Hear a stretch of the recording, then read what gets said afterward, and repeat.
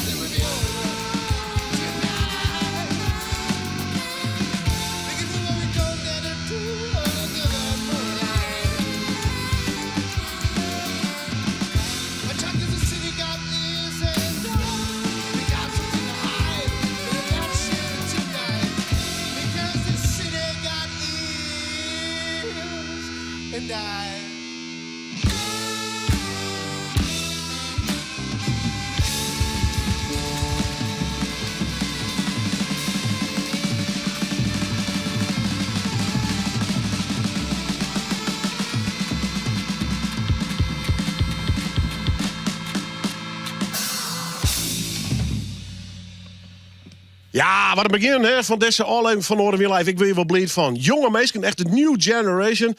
Passievolle muziek, er zit van alles over in. Beetje ska, beetje pop, beetje rock. In ieder geval echt nog een uitsprutsend jonger. Dus ja, kom maar op. Straks het verhaal van Mart Eerens en The New Generation. Voor de volgende artiest geven wij waarom een beetje in de tijd. Komen we uit bij blues, maar hij houdt het wel levend. Ik had het over Ralf de Jong. Hier live in Noorderween.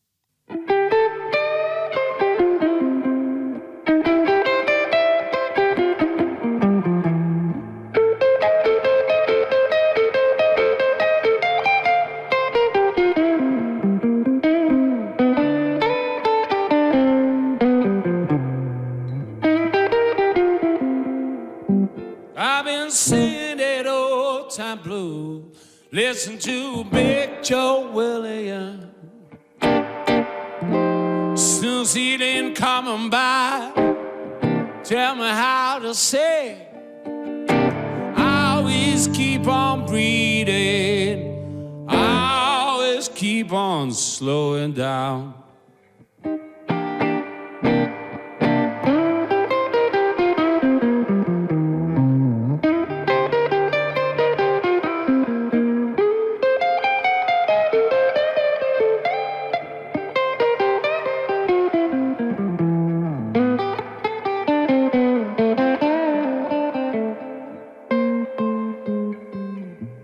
Keep on singing that slow motion, deep music from your soul.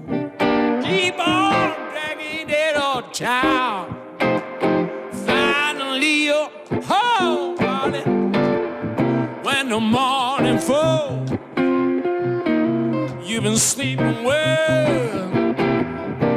Everybody knows you're going straight to hell. Light as hell, light as hell, light as hell. Come on, shine your light, boy.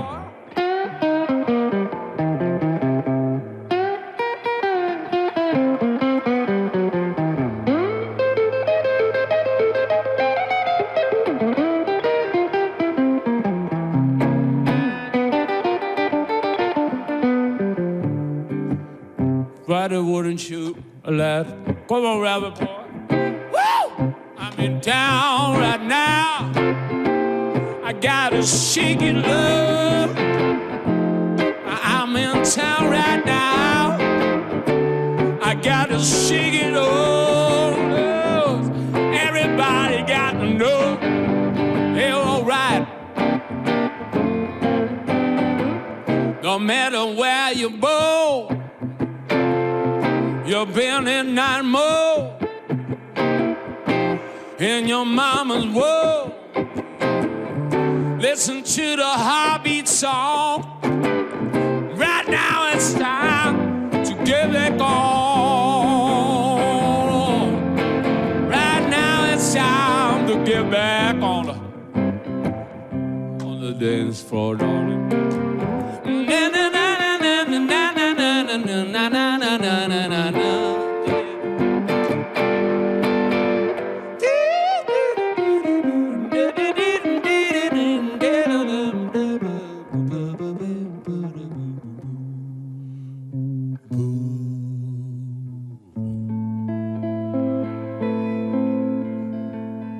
There was a little gypsy girl.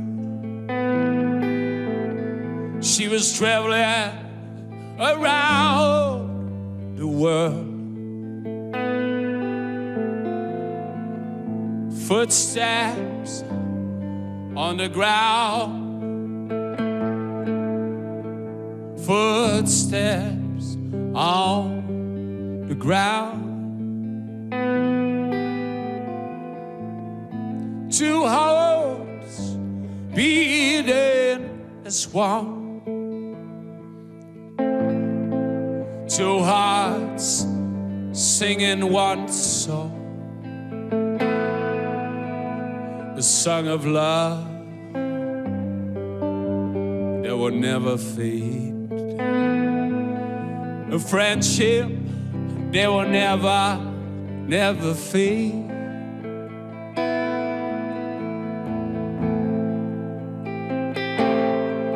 Shakir, here I, oh, Shakir,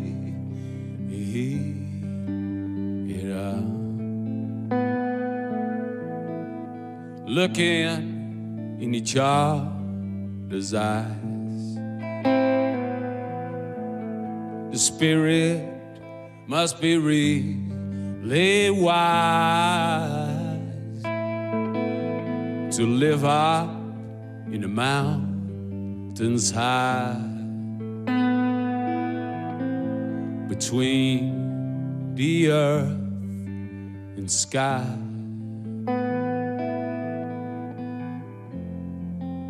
Cry me a river, cry me to sleep.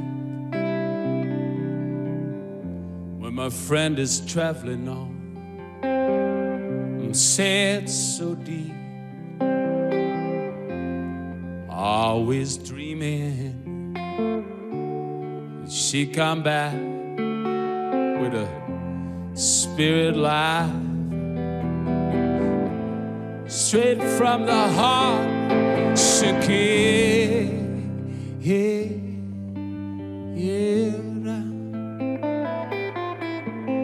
Shakira,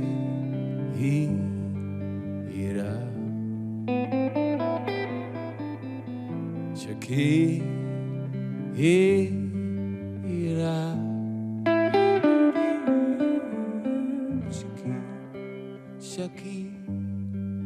Shakira,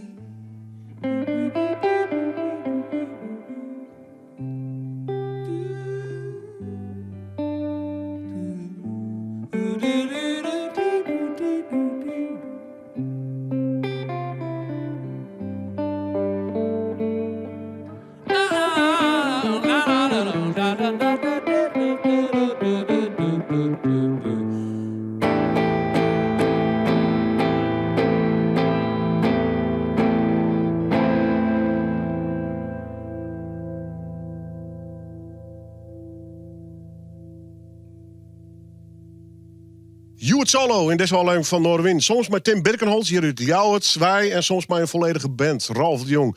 En altijd fantastisch om deze geweldige bluesmuzikant te gast te hebben. Nou, album, dit is een prachtig mooi vakhout. Had hij zelf gemaakt, want hij is ook nog kunstner. Bemuse Me. En kent je hem zeer oorrieren. Goed, van Ralf de Jong, je bent een oorverhaal.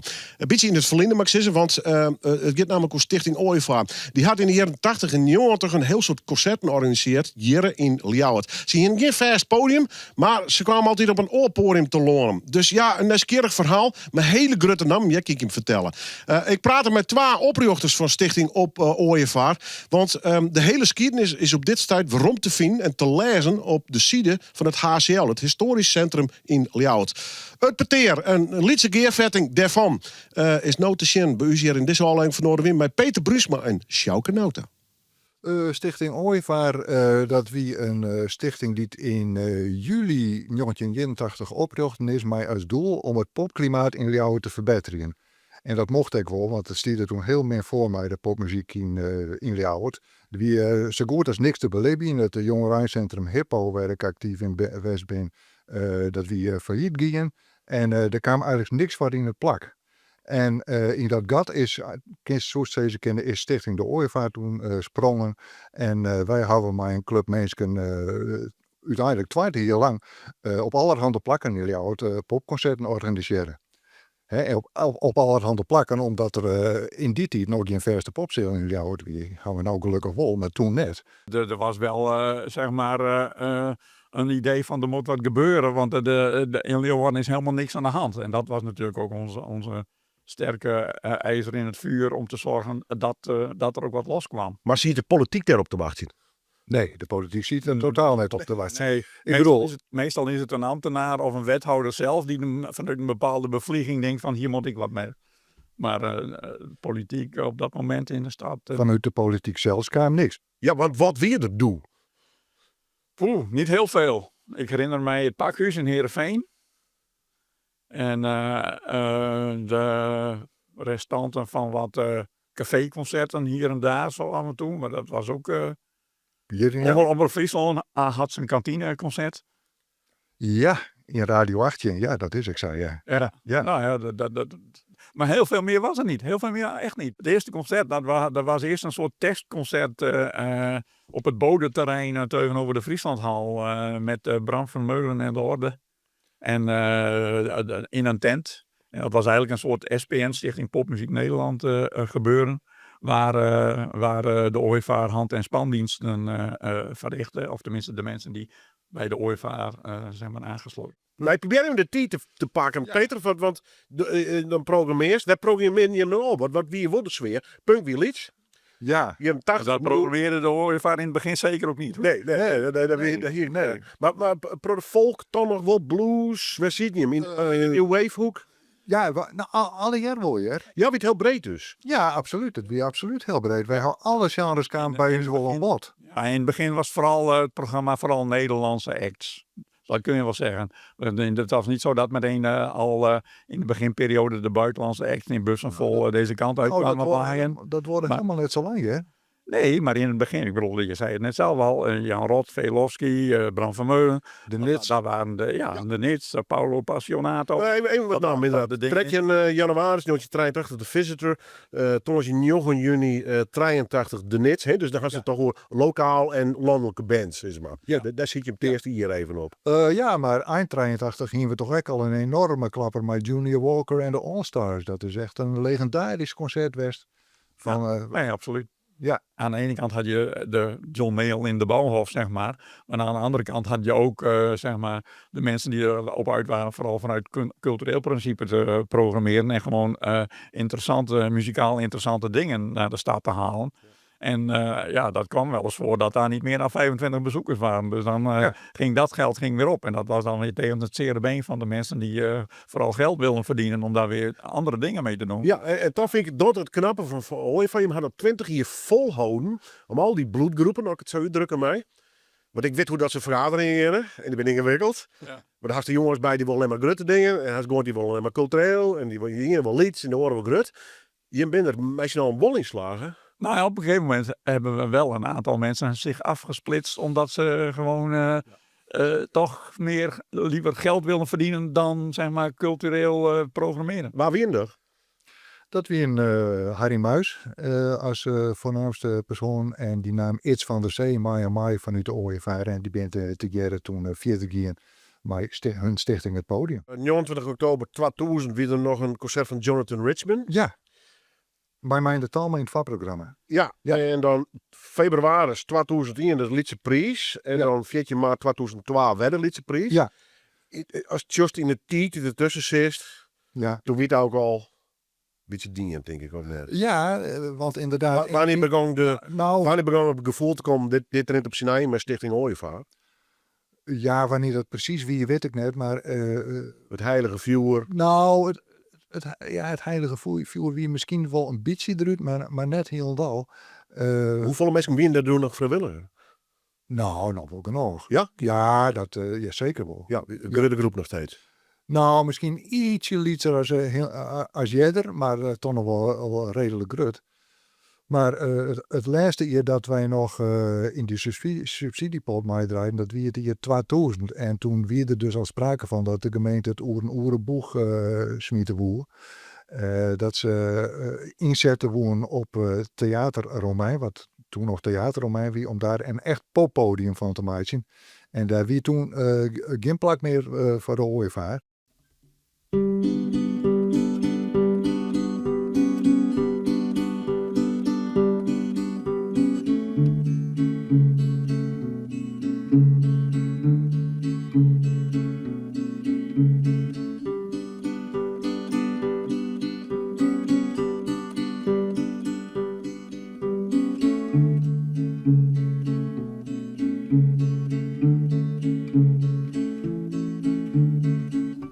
I'm a revolutionary, and I didn't mean to beat your heart up.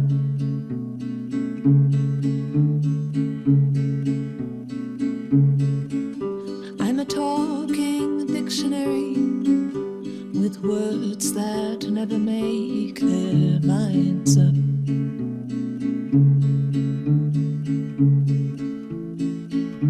And what do I have to spare?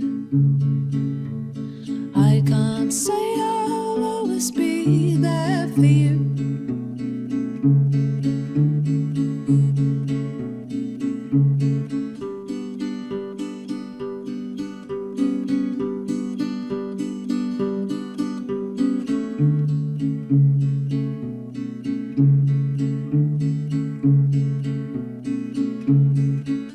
You're a purple sailboat, and I am riding my bike along the sea.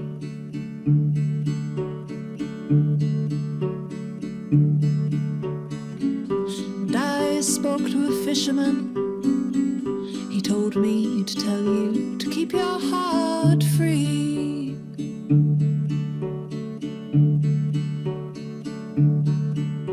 And what does he have to spare? He can say he'll always be there for you.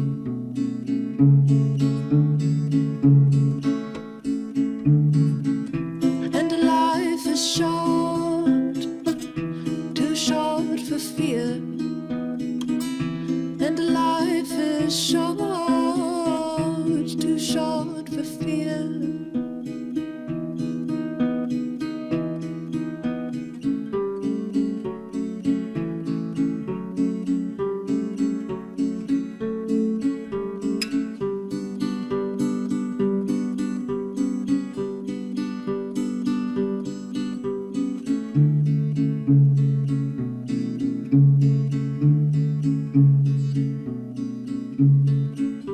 I'm a contradiction,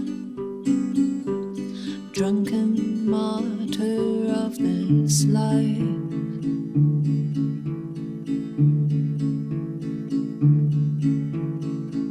And my mind is a telescope, it still searches for the light.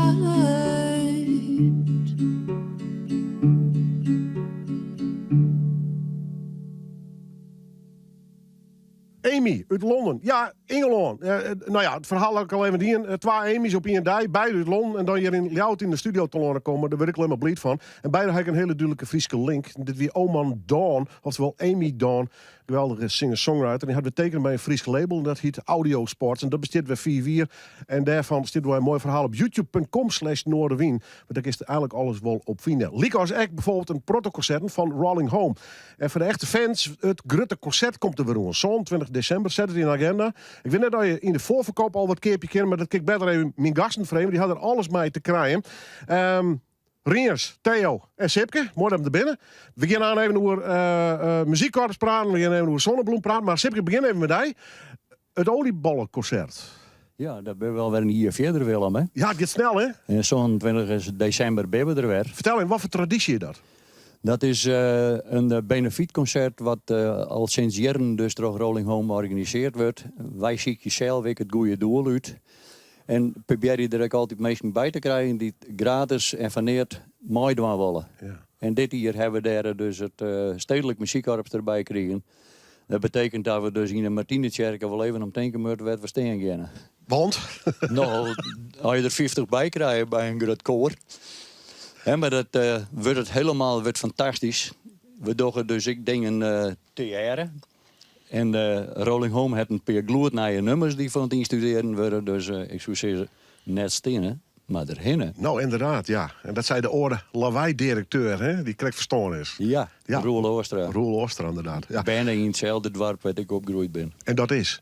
Oosthem, Jesthem. Kijk, it's a small world, om het maar eens even internationaal te zeggen. Even naar Rolling Home. Hoe is het met je? Want ik zie hem nou heel lang mee. We gaan fantastische hichtepunten meemaken. Het koor dat ik rondom corona ziet eigenlijk in de dip, omdat de meesten ben verstaan. Ja, toen ziet je hem al een beetje op de web van, nou, geven we nog terug of net, ben er nog wel genoeg meesten voor. En je bent bij springlevend, maakt het zo zeggen? Ja, en het gaat steeds beter. We hebben oude weken, hebben we er 4 nieuwe leden bij gekregen. We hebben een hele goede zangcoach ervoor staan, die dus nieuwe nummers instuderen laat. Dat wordt, ja, langzaam maar zeker wordt het steeds beter en beter. Ja. Nijs is Theo van het Stedelijk Muziekkorps. Het klinkt altijd zo zwier, hè? Ach ja, het is oude namen, hè. Het is Hoe lang ben je al dirigent daarvan? een hier. Hier. Ja. Oh, dat is wel heel vaak. Ja, Ja. zeker. Dit is mijn eerste oliebollenconcert. Ja, dat is een traditie, hè? Dat koest het al, denk ik, of net? Ik hier er wel van jet, want ik ben al langer in Snits ontwerp bij de Basic Pop en Jazz Orkest. Ja. Dus ik ren al wel een skofke maai in Snits. Dat wij kennen mijn koor al wel. Probeer dus te definiëren, wat is het Stedelijk Muziekkorps? Wat voor instrumenten hebben en hoe groot? Want ik heb al iets van 50. Hoe groot is hij in totaal? Ja, we zijn een harmonieorkest. We repeteren in 3 niveaus. Dus jonge band, opleidingsorkest en het Grutte-orkest. En het Grut Harmonieorkest zal nou mij optreden met Rolling Home. En we spelen een programma met houtblazers, koperblazers en slagwerkers. En dat nemen ze dan een harmonieorkest. Ja, en dan kun je van alles spelen. Een beetje klassiek, een beetje pop, een Een beetje traditionele muziek. Dus dat gaan we doen. Als je naar de groep hoe je geest altijd, in een bepaalde leeftijdscategorie of juist net? Nou, het begint van de puberteit.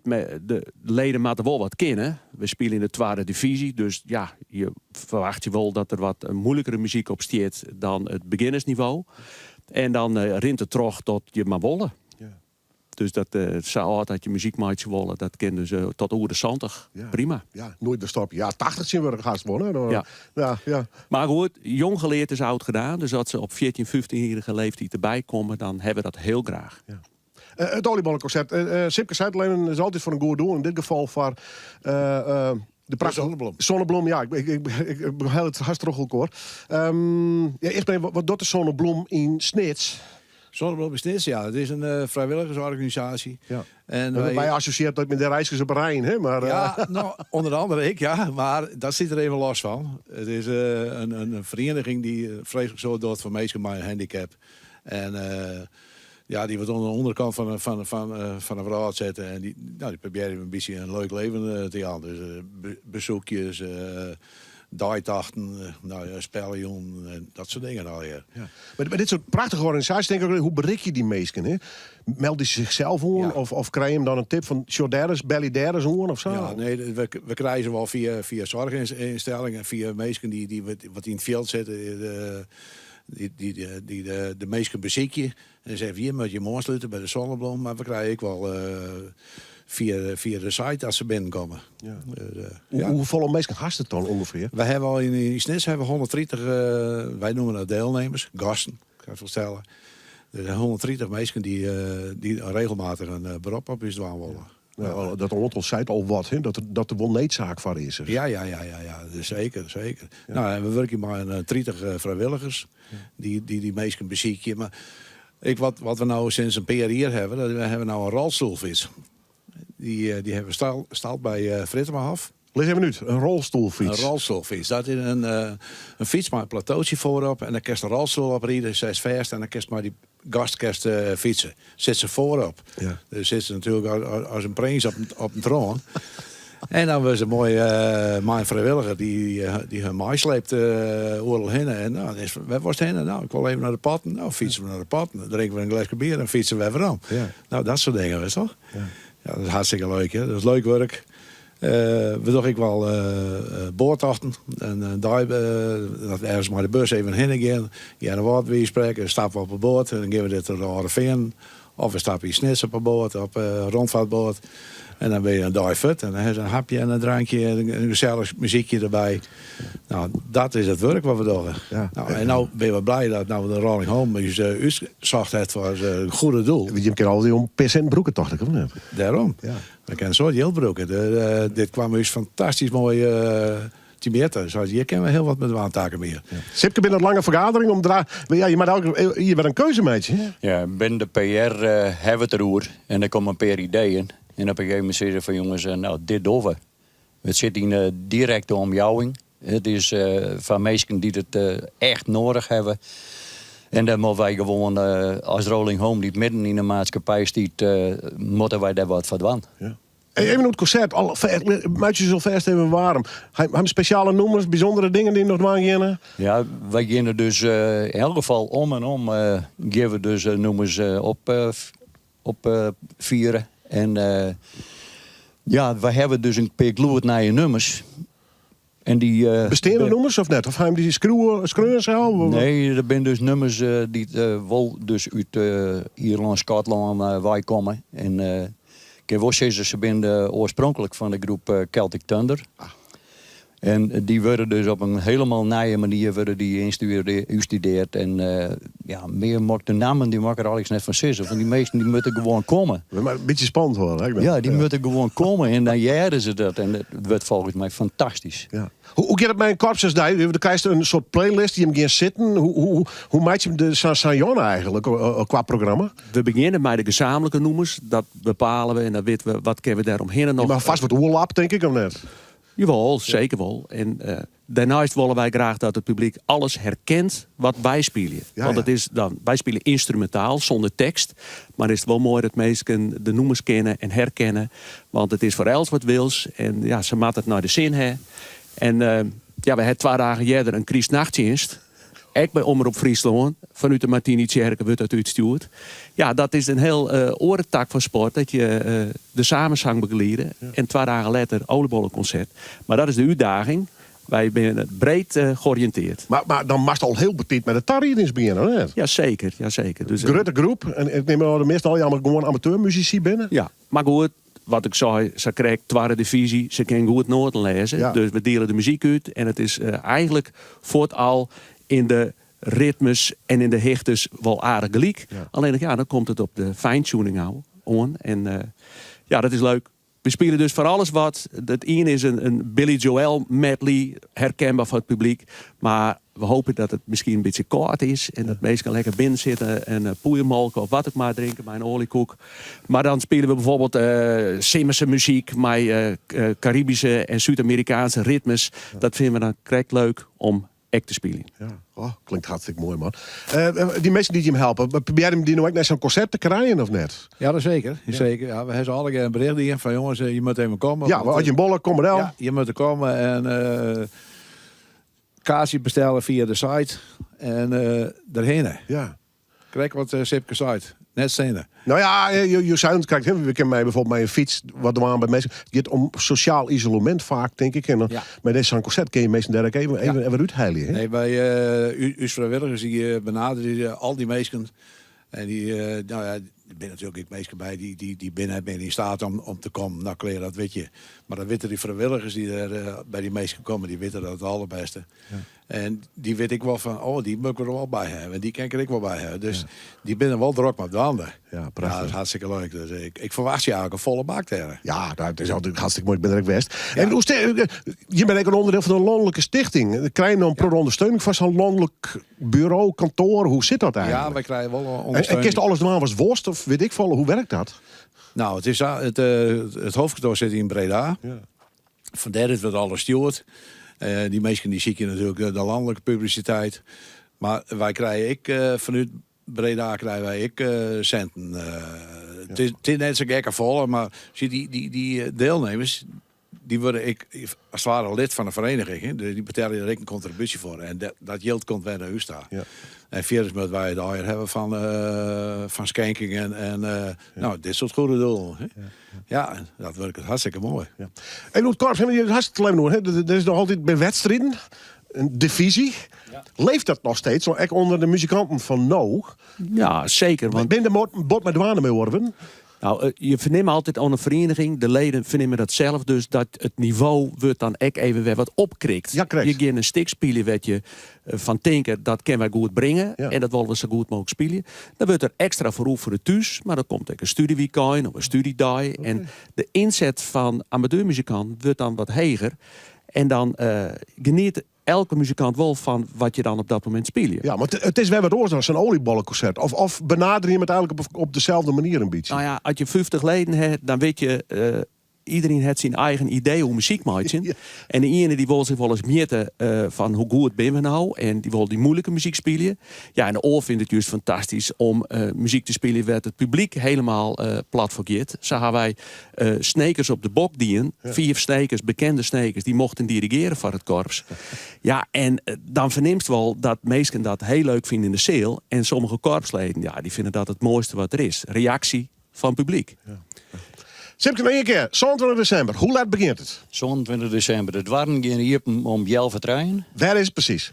Dat is de Martini-Tjerken aan het Oud-Tjerkhof in Snits. Ja, en kan mensen van tevoren een kaart, een capeje bestellen, reserveren? Mensen die kunnen, als je deze posters op uw website, Facebook of wat dan ook maar, of ergens zien hangen, gewoon de QR-code even scannen. Ja. Dan kun je ze rechtstreeks bestellen. Daar zit ik een link op waar je het met waan kennen. En als je daar geen verstand van hebt, wat dan? Nou, dan kun je gewoon zeggen van herinner ik naar het Liedzoon in Snits. Bij het Scheepvaartmuseum, daar zit de VVV Waterland van Friesland. En daar kun je ze zakken als kepi. Ja, en als je van Boetensnits komt, dan maar even de VVV bellen. Kun je dat kennen of net? Ik denk dat wel, ja. Dit programma sturen een hele provincie. Een telefoon, dus dat moet kennen. Maar het meesten ergens horen ze de provincie de hele willen, maar ze even bellen dus. Maar dat er nog meesten binnen die dachten van, nou, die mag toch mooi waar straks. We gaan erheen en het ruimt. Ja. Dan kun je zo'n door ik nou een pk een kepi. Maar als het op is, dan is het echt op. Goed zo. En er kunnen ongeveer een 600 in. Succes, heren. Ja, dank u wel. Dank u wel. 22 december. Rolling Home dus. Het Stedelijk Muziekkorps. En al je voor het goede doel. Zoek heen op de sites voor informatie. En als je boet de professie of boeten steeds wij komen. Ik zou dan even VVV bellen. Kom je altijd naar een verder nog. En wat dat onbelangrijk stiep ik nog een prachtig mooi doel. Mijn vrijwilligers. Wat wil je nog meer? En dan hebben we het over de zonnebloem natuurlijk. Oh, ja. Archiefspritsen. Dit wien ze. Rolling Home. In Order We Live.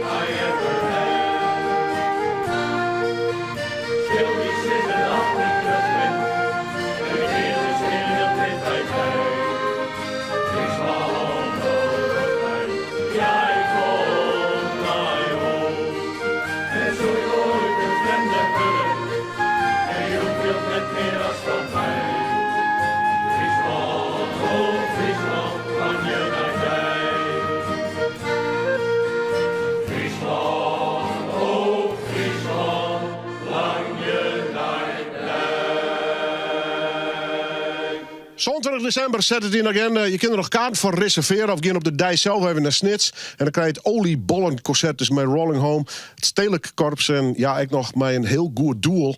Dus wat dat dan belangrijk net stenen, maar erheen. En dan op een feestelijke manier het Oortenij vieren. Op die manier al een beetje, nou goed, het kunt je oren hier. Je mag zo aan het begin van het programma even zien. Ik had door Marten Herens en de New Generation. Klinkt fantastisch. Is ook een geweldige band. Ze zullen er geweldig uit trouwens. Mart, welkom. Nou, dankjewel dat ik hier mag zijn. Stel even de band voor. Nou, we hebben op percussie hebben we Albert González Garcia. Okay. We hebben op de bas Steven van der Meer. Op drums hebben we Darren Lut. Ja. Dan heb ik hier op altsax Ronald de Jonge. En op toetsen Joey Boer. Okay. Wie is Marten Herens? Dat ben ik. Vertel eens jouw muzikale verhaal. Nou, ik ben begonnen in een fanfare in Olde Pekel. Daar zullen de luisteraars van Omroep Friesland niet bekend mee zijn. Wel met de fanfares. Wel met fanfares, maar niet met Olle Pekel. Nee, het was in Nijenpekel trouwens. En toen ben ik gitaar gaan spelen uiteindelijk. Ik begon op trompet, toen ben ik gitaar gaan spelen. En toen, ja, op een gegeven moment ga je de puberteit in... en dan krijg je gevoelens en dan ga je dan liedjes over schrijven. En zo is het begonnen. En nou ja, deze hobby is nu aardig uit de hand gelopen. Ja. En nu sta ik hier. Op een gegeven moment wordt het serieus, hè? Ja, op een gegeven moment wordt het serieus. Ja, ik heb een KVK-nummer zelf. Wauw. Ja. Iets met BTW en zo. Ja, heel moeilijk gedoe allemaal. Ik heb een boekhouder voor, dat scheelt. Inmiddels heb je 2 LP's uit. Je moet maar even van die tweede staan 26 nummers op. Ja, hoe krijg je dat voor elkaar? Nou, heel veel liedjes schrijven en ze dan opnemen. Ja, want ik moest toch denken, heb je ooit van de Ramones gehoord? Die wist ook van die nummers van 1 minuut op 1 LP dan te proppen. Maar dat doe jij dus ook? Nee. Ik doe geen liedjes van 1 minuut. Nee, de laatste nummer is 13 minuten. Dus dat zijn 13 Ramones liedjes. Ja. Wat voor insteek heb je bij je muziek? Is het sessieachtig? Probeer je alle genres met elkaar te combineren? Want als ik jou zo hoor, dan denk ik, ja, ik hoor wel ska, ik hoor pop, ik hoor van alles. Ja, het is... ik luister naar heel veel en dan word je heel veel beïnvloed door van alles. En zo komt dat dus telkens per ongeluk een beetje in de muziek terecht. Ja. En ik vind dat zo mooi, dat zou ik helemaal niet willen tegenhouden. Dus natuurlijk, dan gaan we ska doen. Dan doen we blues, dan doen we rock'n'roll. Dat vind ik allemaal leuk. Dus ja. Het heeft allemaal wel een bepaalde vibe van de beuk erin, energie. Ja, serieus. Night Susan. Nooit Susan, ja. Night Susan. Ja, je moet het altijd even vertalen in het Fries. Maar nee, ik ben nooit Susan. Ja. Wat is het persoonlijke verhaal wat je probeert te vertellen? Ik heb best wel pittige teksten. Ja, ik ben best wel politiek gericht, zou ik zeggen. Ik heb een bepaald wereldbeeld. En, vertel eens in het kort. In het kort? Nou ja, ik denk dat veel rechtse mensen zullen mij een linkse rat noemen. Okay. En dat is natuurlijk niet ongebruikelijk voor studenten. Ik zit veel in de krakerswereld, dus daar kom ik ook veel met dat soort ideeën in aanraking. En dat sluipt gewoon in zo'n tekst. Daar let ik niet per se heel erg op. Maar op een gegeven moment dan staat er iets en denk ik, ja, dat wil ik wel zeggen. En ik ben niet zo radicaal dat er alleen maar extreem linkse mensen naar mijn muziek kunnen luisteren. Maar ik denk dat ik wel een mooie ingang kan zijn voor mensen die politiek twijfelen, die zich nooit in hebben verdiept. Weet je, heel veel mensen die stemmen gewoon uit gewoonte. En ik denk dat ik een mooie introductie kan zijn voor wat linksere ideologie. Probeer je ook met je uiterlijk te prikkelen? Ik bedoel, je hebt oorbellen, je hebt een mooie ketting om. Ja, ik vind het gewoon mooi. Maar heel veel mensen zeggen inderdaad van, nou, dat is wel heftig. Ja, ik hou gewoon van kitsch. Ja. Dus zo dat ik ook de band een outfit geef. Maar probeer je daarmee te spelen? Ja, zeker. De pak is wel een paar keer van kleur veranderd. Er zijn meer kettingen bijgekomen. Dus ben ik weer kettingen weggegaan. Ik moet toch even vragen, moest de band mee kleuren steeds of niet? Ja. Omdat jullie allemaal witte shirtjes aan hebben? Ja. De band heeft... In andere versies van de band hadden we allemaal... was de drummer in het roze. Was de bassist in het blauw. En dan was ik in het geel. Okay. En dat is ook een leuke kleurencombinatie. Dus dat speelt altijd wel een rol. 2026 komt eraan. Wat zijn de plannen? De plannen zijn om een nieuwe plaat op te nemen. De Missy Politician die jullie gaan horen, die komt daarop. Dus dat is een primeur. Voor het eerst dat we hem live spelen. Voor de rest, veel shows doen. We willen gewoon overal staan. Ik heb het idee dat jullie in dat opzicht echt spelen. Live shows, zweet aan de muur, huppa. Ja, gitaar over het podium sleuren. Ja. Meemosje met het publiek. Gewoon lekker wild doen. Ja, have fun. Have fun. Ja. Night Susan. Nooit Susan. En dat in de Noorderwind-studio. Ik vind het te gek dat ze er binnen. Meisje al, Matt Ernst en de New Generation. Live in Noorderwind!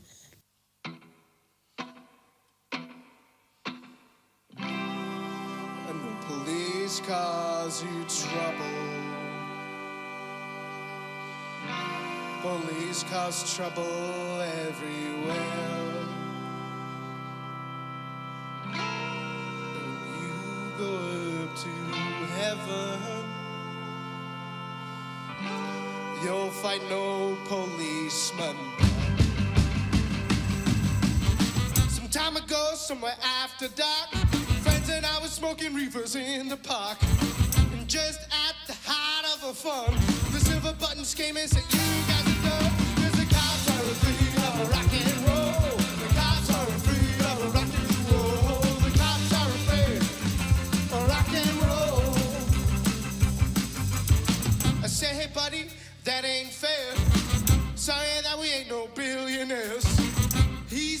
frankly, I don't care. Now open your mouth once more if you dare. 'Cause the cops are afraid of a rock and roll. Cops are afraid of a rock and roll. The cops are afraid of rock and roll.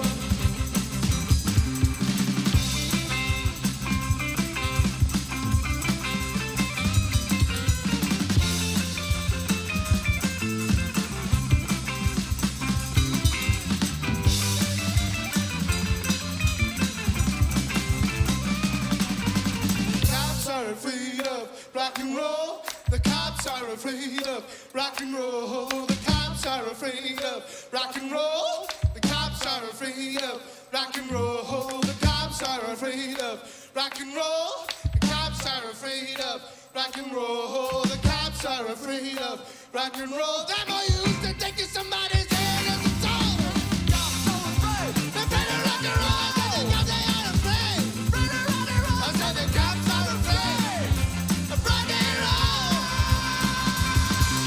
The cops are afraid. They're afraid of rock and roll. I said the cops they are afraid. Afraid of rock and roll. I said the cops are afraid of rock and roll.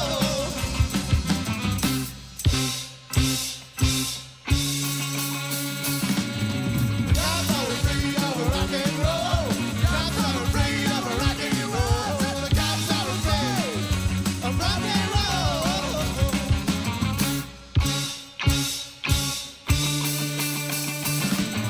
The cops are afraid of rock and roll. Cops are afraid of rock and roll. The cops are afraid of rock and roll.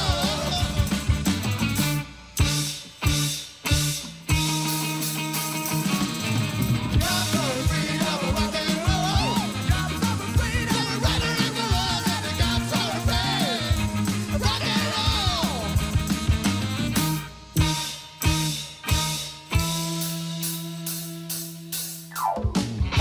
The band was playing rock and roll.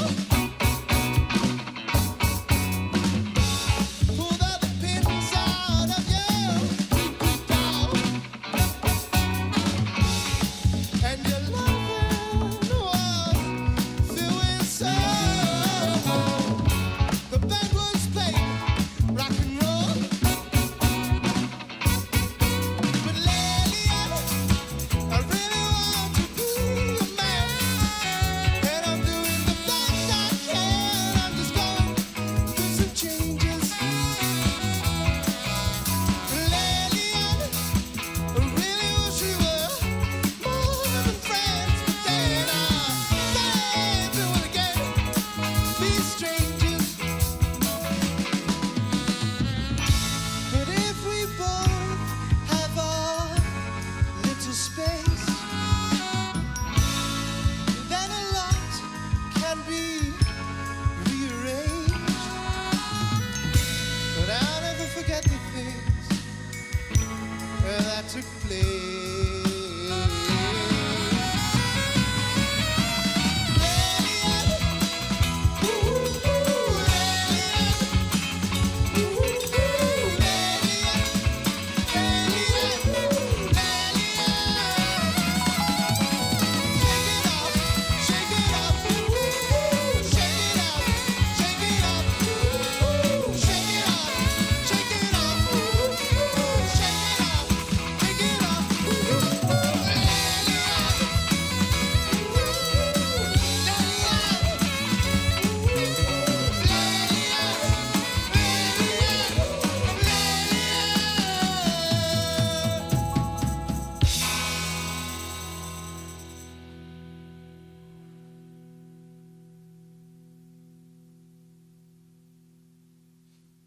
Ja, wat een leven. Mart Arendsen, de New Generation. Fantastisch. Energie, nummers, de spontaniteit, het enthousiasme. Dat spreekt me zeker aan. Om zeker ik ze uit te noegen hier in Noorderwien. Hoe energie sprutsen. Blue, even. We komen er nog. Sure, ik sta hier op een prachtig mooi logo. Devent to Dead, als ik het goed uitspreek. In ieder geval is een fantastische band.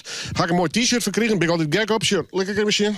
Ja, onder merchandise. Leidt het net? Ja. Yeah. Ja, en dan... Mooie cd. Nog een cd. Ze gaan een EP uit.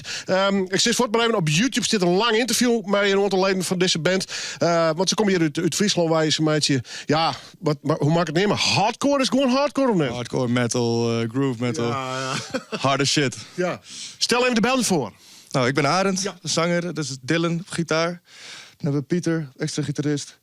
Olaf op bas. En Jim op drums. Misschien ken je hem van Graaf. Landgraaf, die zijn er ook wel een keer geweest. Ja, bekend wat dat betreft. Mooi dan er binnen. Hey, hoe ben je in Bijl gekomen?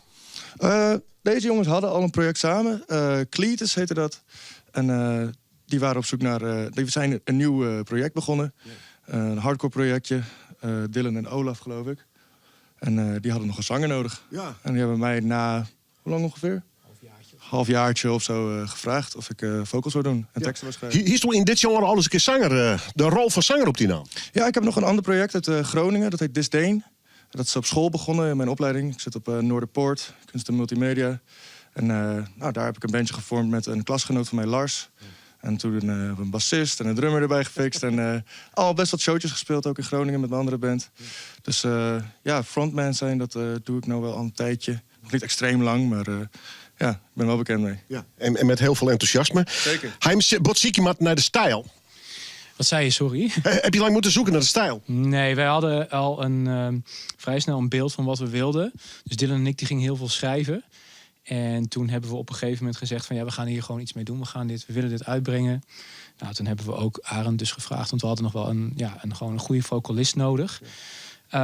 En toen viel het allemaal bij elkaar wat we al in het jaar daarvoor bij elkaar hadden geraapt. En daar kwam dat eerste album uit. En daarna, klopt, toen zijn we wat meer naar onze stijl gaan kijken. En toen kwamen we meer in die groove metal-achtige vibe terecht. Ja. Lekker man. Goed, ik ga even naar het album daar. Wat is het verhaal van dit album? Het verhaal van het album? Hoe heb je het geschreven? Met welke intentie? Ik heb vooral de muziek geschreven. De teksten mag je zo aan Arend vragen vooral. Ja. Ja, de muziek is vooral geïnspireerd door Slayer en Pantera op dit moment. Dat eerste album was onderzoeken, wat is hardcore, wat vind ik leuk, wat vinden wij leuk om te doen. En deze EP was toch wel van, hoe kunnen we onszelf verder ontwikkelen. En veel inspiratie dus uit Pantera en Slayer gehaald. Dus de snelle trashy, harde riffs. De groovy Pantera stukjes. En wat we daarvoor ondervonden hadden van, dit is een beetje wat we leuk vinden aan hardcore. Dus wat breakdowns.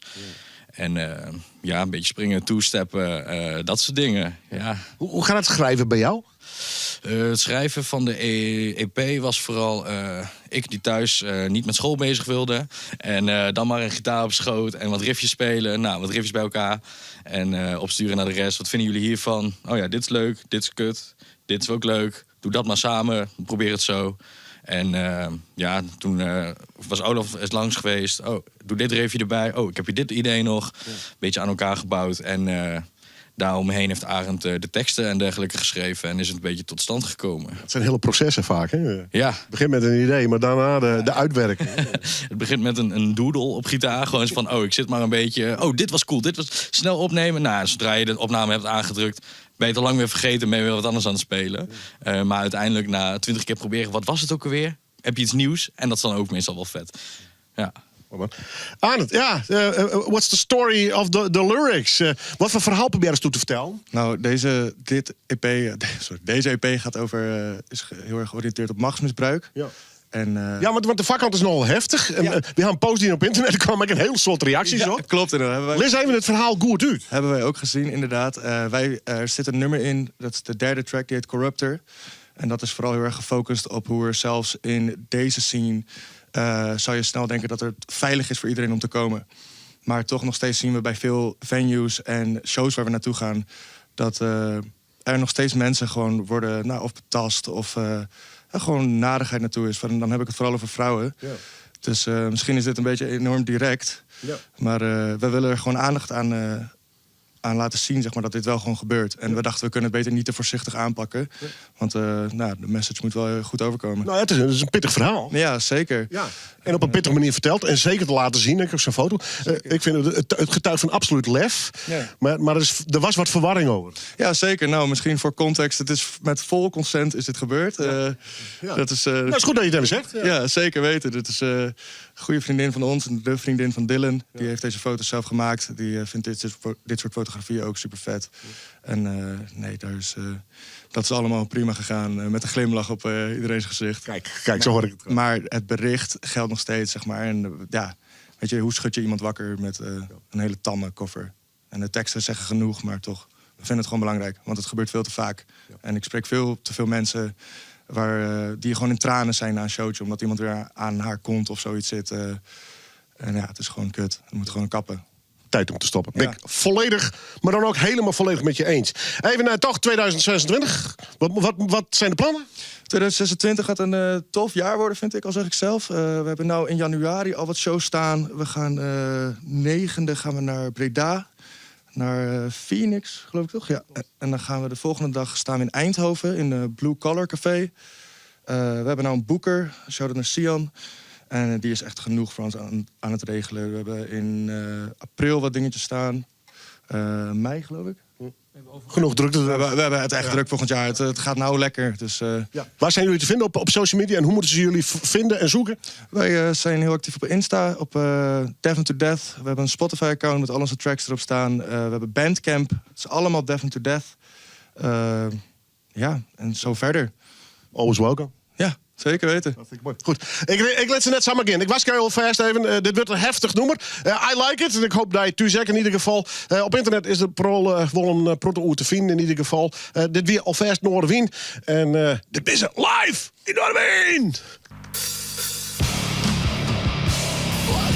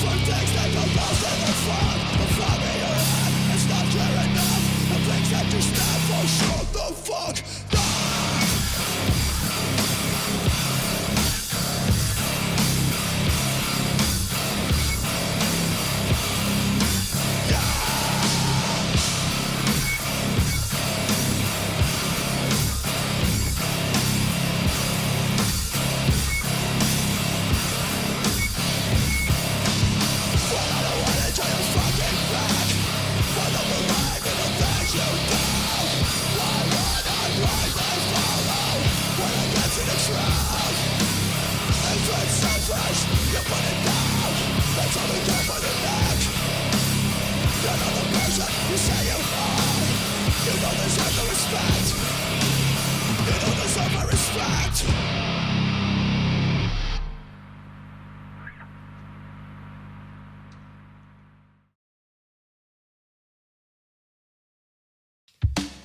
politician, in the morning I will miss you with your padded shoulders and medium straight smile.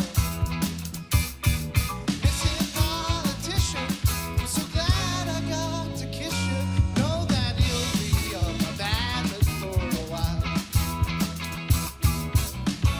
Nights in Parliament get pretty long, discussing and fussing about policies. And you know that it's probably wrong, but there's nothing like sleeping with your secretary. And your secretary feels something for you too. Missing politician, in the morning I will miss you with your padded shoulders and medium straight smile. Missing politician, I'm so glad I got to kiss you. Know that you'll be on the ballot for a while. And your husband's out to dinner with a foreign investor all the way from Hong Kong. And the governors don't listen to you 'cause of your bralette with your matching thong. But there's an unpaid intern here who would like to take it on. Missing politician, in the morning I will miss you with your padded shoulders and medium straight smile. Missing politician, I'm so glad I got to kiss you. Know that you'll be on my ballot for a while. And though your strategists want to tear us apart, I'll always love the one who gerrymandered my heart. And even though our loving caused me so much pain, I'll donate my life savings to finance your campaign. Missing politician, in the morning I will miss you with your Marxist theory and attitude so brave. Missing politician, I'm so glad I got to kiss you. Now let's try to get Geert Wilders in the grave. Missing politician. Missing politician. Missing politician. Missing politician. Missing politician. Missing politician. Oh, lieve Dilo, je zieltjes. Ik ben niet bij om helft te zorgen, fascisme omhelzen.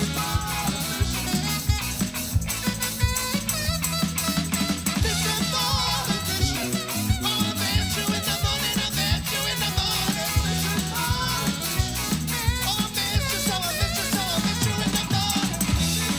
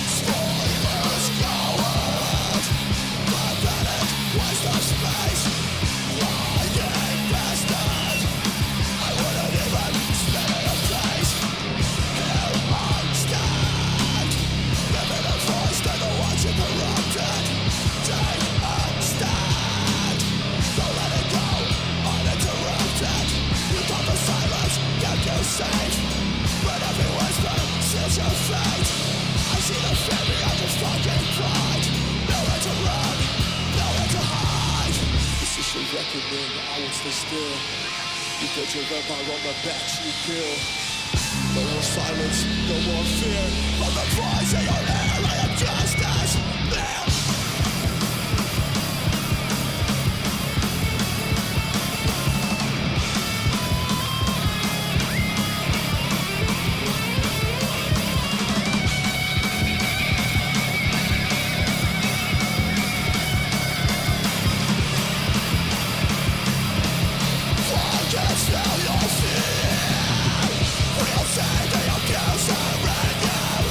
Just the buttons in your eyes.